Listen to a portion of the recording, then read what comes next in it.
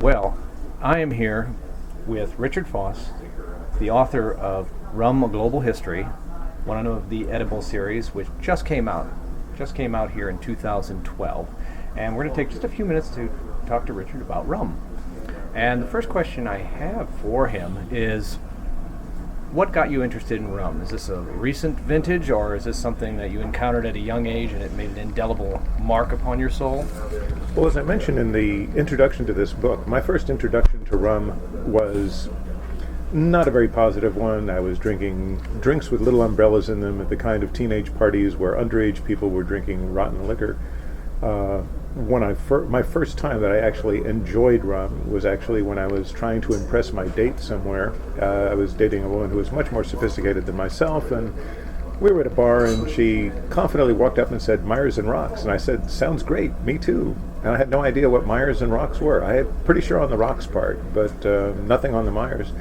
And I drank it, and it's like, that's pretty good. And I waited until she went to the ladies' room to ask the bartender to show me the bottle so I could figure out what it was. And I thought, that can't be rum. I don't like rum. And now that was when I was much younger, and I tried a few different rums along the road, but wasn't really passionate about them, didn't have a huge interest in them.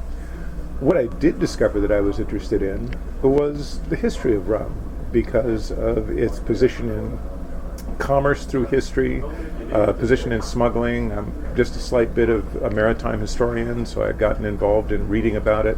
And I got interested in it as a kind of somewhere out there is this liquor that people have fought and died over that was a main part of commerce. And I got curious about it. And then when someone approached me, I approached Andy Smith of the Edible series, who is the editor, about doing a different book entirely. And the editor said, "Well, we like your writing samples. We're not ready for the book that you want to do, but how about doing one on rum?" So I figured, well, I get to write about pirates, slavery, voodoo, smuggling. I'm in. I mean, that's got to be interesting to write about, and I already know some of it. Then over the course of actually writing the book, I discovered that I really do enjoy rum. I discovered that there's a variety of flavors that I had never suspected. I discovered a lot of things that have enhanced my enjoyment of rum over the 3 years since I started this project and the time that the book finally came out. So yes, I've turned from someone who was ambivalent about the flavor of rum but interested in the history to someone who really likes it. I guess at first I figured, there are military historians that don't shoot people, so I can be a rum historian who doesn't really drink a lot of rum. Somehow it's turned out a little different, and my wife makes occasional despairing noises about the fact that our liquor cabinet has been overcome with bottles of amber liquid. Mm-hmm. So, rum history. Rum has obviously got a rich history, as you've already hinted. Slavery, smuggling, bloodshed, left and right. How far back have you been able to ascertain does rum history go? Is it 200 years, 300 years, or is it This is one of the really interesting questions. One of the mystery to me is that, all right, rum is made either from sugarcane juice or from molasses, which is the waste product of making crystalline sugar.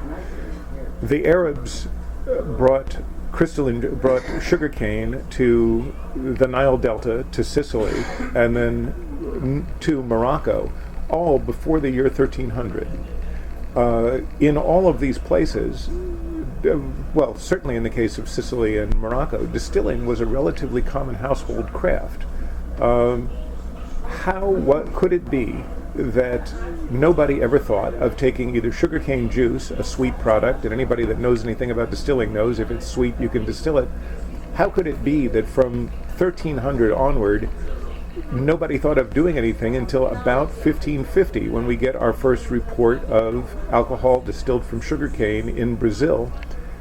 Significantly, that alcohol was called cachaça. And now that's significant because of the fact that cachaça is not the word that the Portuguese use for drinking alcohol. It's more of a word that is used for pickling alcohol. So it's rum of the very lowest grade, like industrial alcohol. And it was a beverage. The only mention that we have of it is the governor, who, as I remember, whose name was Tomé de Souza, writing home saying, well, the slaves here are much more tractable if we just allow them to drink cachaça while they work. So the very first mention that we have from the 1550s, 1570s, is in Brazil, where it is a beverage for slaves.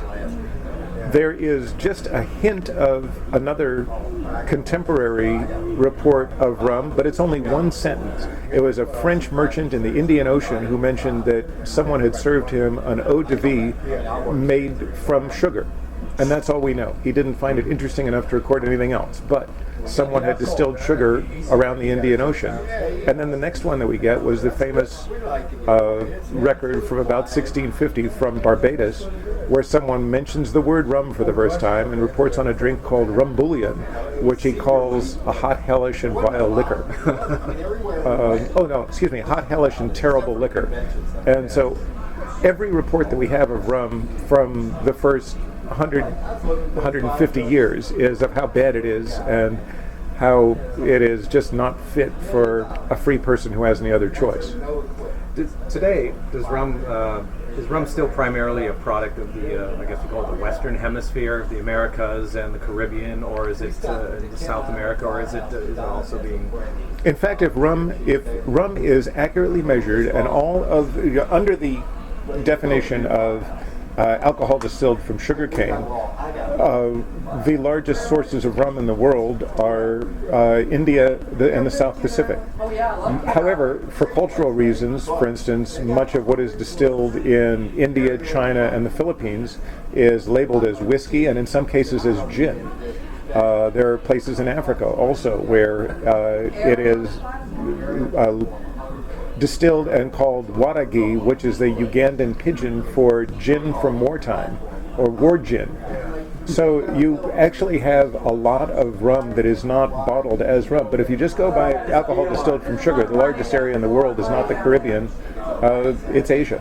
That's surprising. And there are some very good rums and some unbelievably dreadful rums that come from Asia.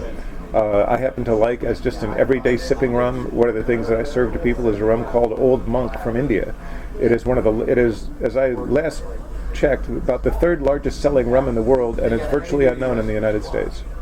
Yeah, they do no advertising. I don't think I've seen it on a shelf in a bar in recent memory. You would have to go either to a specialized rum bar or to an Indian neighborhood where it's sold very widely, but it's a microscopic percentage of the American rum market. Mm-hmm. Well, that's a surprising fact. The book is probably full of other surprising things that readers would not expect, because rum is often clad in the image of Captain Morgan and pirates, and there's all that in the history. But what other, but to grab a potential reader's ears, what other oddball fact or interesting discovery did you make in the course of writing this book about rum?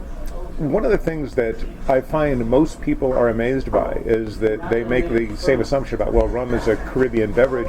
Rum was the major alcohol in the United States prior to the American Revolution. The reason being that the Caribbean sugar plantations were producing a gigantic volume of molasses. But for two reasons, there was relatively little distilling going on there. One of them is that some of the islands where sugar grows very, very well has very little tree cover, and to run a distillery involves burning fires day and night, and after you've burned all the trees on Barbados, what do you do? Right. So what Barbados did was export their molasses or import wood. Well, right here on the Atlantic coast of the United States, you have vast, endless forests, and you also have a climate that is much better for distilling. The reason the climate is so much better for distilling is that, imagine in the Caribbean where it's already 100 degrees and humid, and then you have to go to a place where you are boiling huge amounts of alcohol.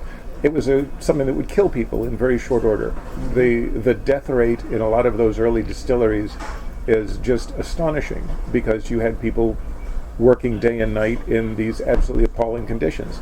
Well, if you're somewhere around Boston in mid-February, you will be happy to have that nice warm workspace. It is not going to bother you at all to be running a distillery in Boston in February. And molasses is a very storable product, so you could run distilleries all winter in New England. So what? Nobody cares. It's not a bad job. Yeah, it also fits with the kind of economic model of mercantilism where the resources come from one country and the manufacturing gets done in another. And speaking of manufacturing, I mean, yes, early U.S. history, there was a lot of rum domestically produced. Whiskey kind of ascended. Whiskey ascended almost immediately. The thing about the American Revolution was that as soon as the British blockaded the United States at the beginning of the American Revolution, all those molasses supplies were cut off, and a lot of those distillers who had been making rum switched over to whiskey. Mm-hmm. So you had whiskey drinking became regarded as patriotic because all of the materials for whiskey came from the Americas. Right. So there was no chance of enriching some foreigner or some Englishman by the fact that you were, the way that you would if you were distilling rum. So rum was eclipsed, and whiskey began its rise because of that very situation. Mm-hmm. In pop culture, how is rum portrayed? Whiskey has had a reputation for being bad, for being nasty, for being violent. It's not often associated with good things.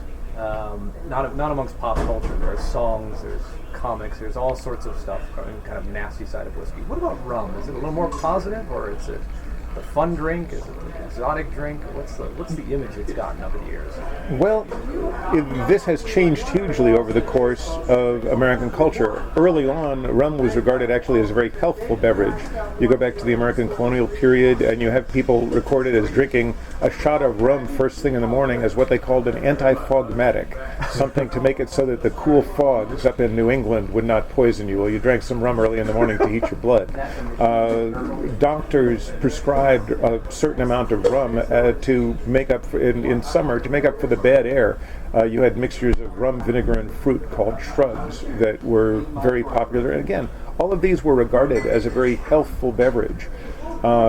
As time goes on, of course, you end up with, both in the British Navy, rum in the form of grog, the rum and lime juice and sugar that was part of making it so that Englishmen didn't die of scurvy. And at the time, of course, they knew that drinking this grog was healthful for you, that you weren't dying of scurvy if you drank this, but they didn't know what aspect of it there was. They didn't know that they could have just drunk the lime juice with sugar. So it continued the idea of rum as a healthy beverage. It was part of every doctor's medicine chest until the beginning of the rise of the temperance crowd.